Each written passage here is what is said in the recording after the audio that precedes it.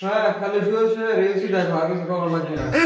অ্যাপ্লিকেশনের টাইমে চলে যেতেছে, মাথায় আছে? বিদেশ কি যাবা নাকি যাবা না? এখনো তো 2 মাস বাকি আছে ভাই, সমস্যা কি? ঠিক আছে, তাহলে মনের আনন্দে রিলস দেখতে থাকো, কোনো ব্যাপার না। কেন? আমার তো কোনো সমস্যা নেই। আমি এজেন্সির কাছে গেলে আমাকে খুঁজে পাবে যে কোনো সময়, তাহলে আমার টেনশনের কি আছে? ঠিক আছে, best of luck with your agency. আমি যাই আমার চাকরি। ঠিক আছে, গুড লাক। কিরে, কি অবস্থা? হ্যাঁ ভালো, তোর কি অবস্থা? কেমন হলো? দেখ তো পরে দেখ, এটা কি জিনিস? এটা আবার কি আনলি রে? তুই অফার লেটার পেয়ে গেছিস? ইয়েস মামুর বেটা, এটা অফার লেটার। কবে অ্যাপ্লাই করছিস? দেখো। কবে? ওই যে সেদিন তুমি রিলস দেখতেছিলে, সেদিনই অ্যাপ্লাই করে দিছি। আমি কি ভুল দেখতেছি নাকি? না, ভুল দেখার কিছু নাই, যাও এজেন্সির কাছে যাও। কি করলি তুই? তুই তো আমার থেকে অনেক দূরে এগিয়ে গেলি, কিভাবে সম্ভব?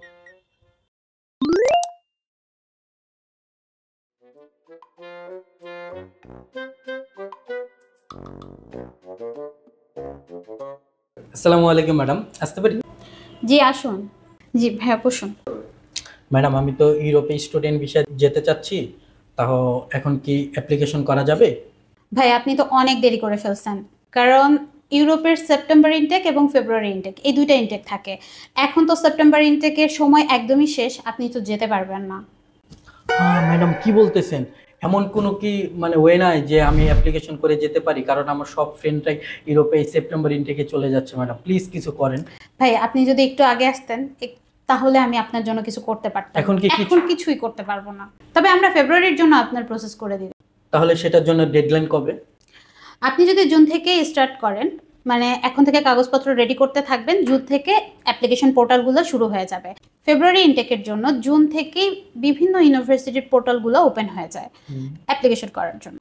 সো আপনি যদি এখন থেকে আপনার ডকুমেন্টগুলো গুছিয়ে জুন থেকেই যদি অ্যাপ্লিকেশনটা শুরু করে দেন, তাহলে আপনি ফেব্রুয়ারির জন্য নিশ্চিত অফার লেটার পাবেন এবং আপনি ফেব্রুয়ারি ইনটেকটা ধরতে পারবেন। তাহলে আমাকে কি কি ডকুমেন্ট আপনাকে দিতে হবে?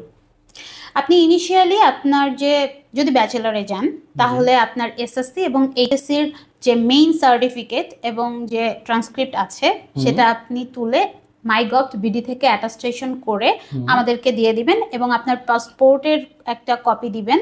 ইভেন আপনার যে আপডেট সিভি আছে সেই সিভিটা দিবেন, যেটা দেখে এখন আমরা আপনার শুধুমাত্রই সফট কপিগুলো নিব, পরবর্তীতে আমরা আপনার মেইন কপি বা হার্ড কপি নিয়ে কাজ করব। এখন ইনিশিয়ালি আপনি এগুলো দিলেই হবে।